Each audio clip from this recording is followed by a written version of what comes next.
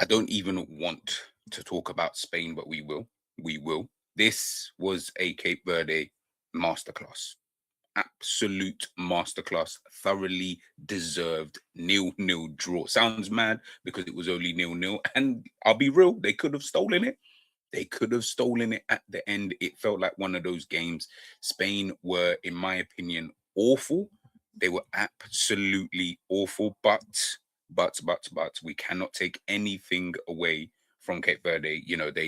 The performance level that they put in, the defending, and the thing is, it almost seemed like they were so disciplined that I'm not going to say it wasn't hard work. Listen, I'm not an elite level, athlete. So of course, playing at this level, playing in the heat, playing under these kind of circumstances against one of the best teams in the world, is one of the some of the best players in the world, Ballon d'Or winner on the pitch, and you got Lamine Yamal on the bench. There's a lot that kind of goes into it. So when I'm thinking about the mentality, when I'm thinking about just the psychology behind the performance level, I know people might think, oh, that's a bit too deep. And listen, it's only match day one, right? So it's nothing to get overly excited about. But the performance, if we're just going on a game by game basis, that was probably the best performance I've seen from a team this tournament when we're taking everything into context, man. Cape Verde, listen, you did yourselves, you did your people proud because that's coming from me who you guys already know Spain is the team. Do you know what I mean? That's the team I want to win the World Cup. So when I'm watching that performance, yeah, that like top notch, 10 out of 10 in my personal. In fact, I'll give it a 9.5 because I actually felt there was moments that they should have had chances on goal. Like they were cutting at points, right pass, right moment. They could have cut through. They could have cut through. They could have cut through, and Spain wouldn't have been able to do, anything about it. In terms of Spain themselves, lackluster, impatient, um, air of arrogance. I would say that there felt like there was this arrogance with Spain that yeah, we're gonna score at some point, and I get it. You're you're one of the best international teams in the world. Do you get what I mean? You've got, as I said, some of the best players, blah blah blah, all of that kind of stuff. So I can understand from your perspective as to why you may even see it like that. And to be fair, you probably should see it like that if I'm being honest, because that's what makes great teams and great players, right? Is the fact that you believe you are of this kind of level. But when I'm just thinking about it, the way you were playing after a while, I'm starting to think that's a bit disrespectful. The way you're just kind of moving as if they won't go up the other end and score. Do you know what I mean? I don't know why you think that the way you're playing is going to be enough to get you over the line. Do you know what I mean? Like the fact that we had to bring on, Nico Williams, Lamine Yamal, Danny Olmo. Like these are supposed to be the guys that we're supposed to rest for games like this. With no disrespect to Cape Verde, absolutely none. But these are the games. Like if there was any game that you could rest a player, it would be here. Both Yamal, Nico Williams come back from injury, ain't really played. It's all kind of higgy higgy, so you don't really want to play them. But Ferran Torres, Oyazabal, Gavi, absolutely dog doo doo. All of them, they were all absolute doo doo. Rodri, we'll take a look anyway. We'll definitely take a look. I'll show you guys. I'll show you guys now. So obviously you can see, obviously this was the lineup, and it's funny because I was literally just looking at like the clubs, obviously that some of these teams even played for, like the in comparison to the Spanish team, and then look at the transfer value. I know obviously it's international football, so it's a bit more difficult to kind of gauge it in that sense. But look at that. I mean, Kabasi, in terms of starters, he was the most expensive starter in the entire pitch. He himself cost more than the entire team. In fact, let me think. Who's the cheapest? 16 million. Yeah, even Lorente, even even Laporte. He jumps like this is what you were up against. This is what you was up against, and that was the performance that you put in. That that to me is even on the bench. I mean, obviously you got Logan Costa. Obviously, he costs quite a pretty penny to be. Well, his market value is pretty high to be fair, but even still, like I said, it was just a masterclass. Honestly, it was just an absolute masterclass from Cape Verde. I mean, looking here, look, I mean, Spain, you had all these shots. Yeah, I mean, possession 74%. Of course, the passes we know. I mean, they'll do that against Germany, let alone do it against Cape Verde. 51 touches in the box, but again, some of those, most of those, if I'm being honest, were just kind of dibby dabby in and around. Nothing really going on. If I'm being 100%, it wasn't.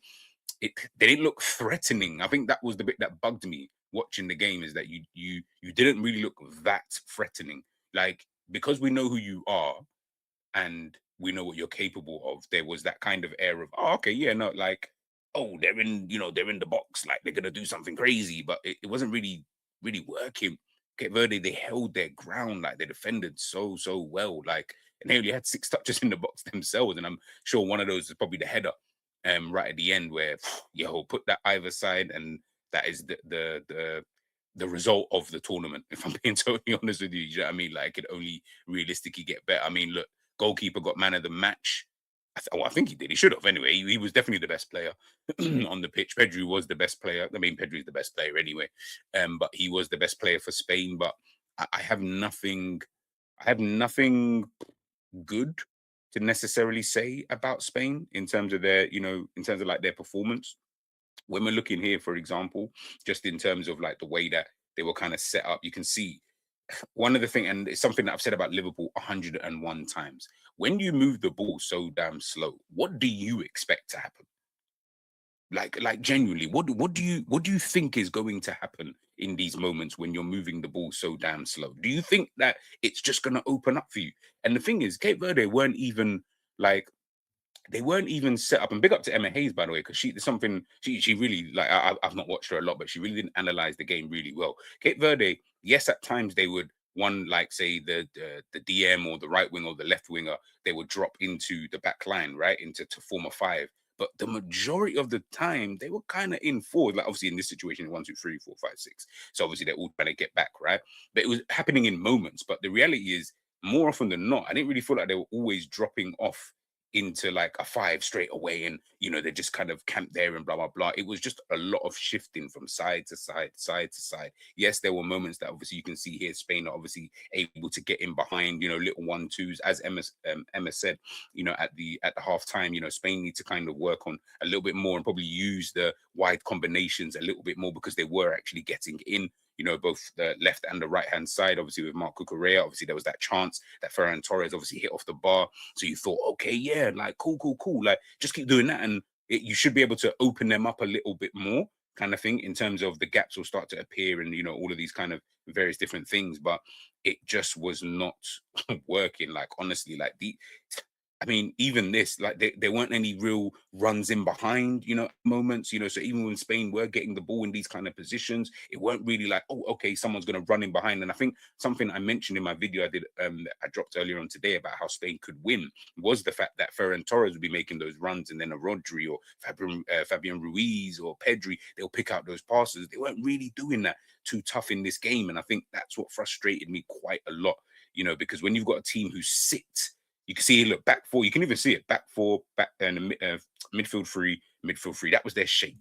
You know what I mean? At moments, but even here, they've got a three at the back. They haven't even dropped into a five. Do you get what I'm saying? And the ball is going out wide. So it wasn't as if they were, I don't want to say not worried, but they weren't like, oh, okay. Again, it was just in those moments. Maybe if I don't know, Llorente's obviously getting forward and pushing forward. Yeah, then maybe the left winger, Cabral, on that side, maybe he would drop back in a little bit more. But again, they were sitting in tight and narrow. So those gaps in the middle, they just were not appearing. So it was very difficult for Spain to obviously play it through. And obviously, when you're then playing the ball so slow, so lethargic, and it's just like nothing's really going on. Again, I don't know what you expect to even happen in these kind of stages here. If the game is getting congested in the middle and you can see the shape of the back line, that ball's got to move 100% quicker. You saw when Lamine Yamal came onto the pitch. You saw what happened when he came onto the pitch. All of a sudden, now Spain are moving like 100 miles an hour. Did you get what I'm saying? Like it was just quick, quick, quick, quick, all of that kind of stuff. And I was just like, yeah, you needed this before. Like him coming on, yes, we get it.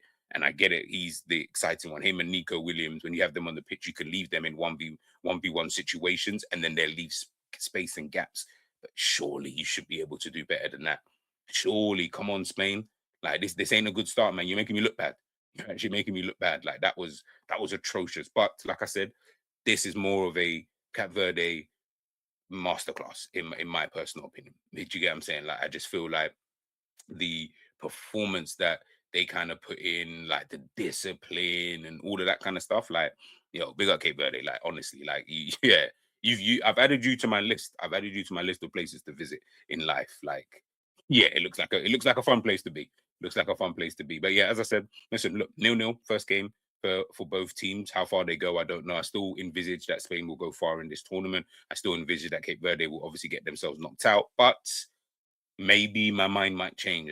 That second game now for both teams is really, really, really going to be interesting. Really interesting, especially if they both draw the game.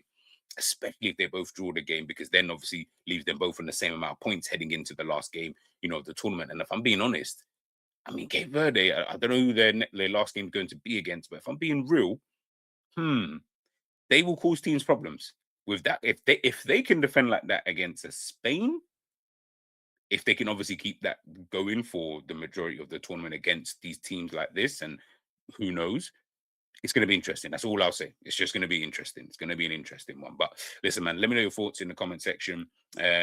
Please, Cape Verde fans, please all jump to the comment section, man. I'd love to hear from you guys to know basically how you guys feel after that kind of result. Spanish fans, like we're in the mud. We're seriously in the mud because that was absolutely shambolic. But listen, man, on to the next game, and that's all we can do. And we'll see what's up, man. I'll catch you guys soon. Peace.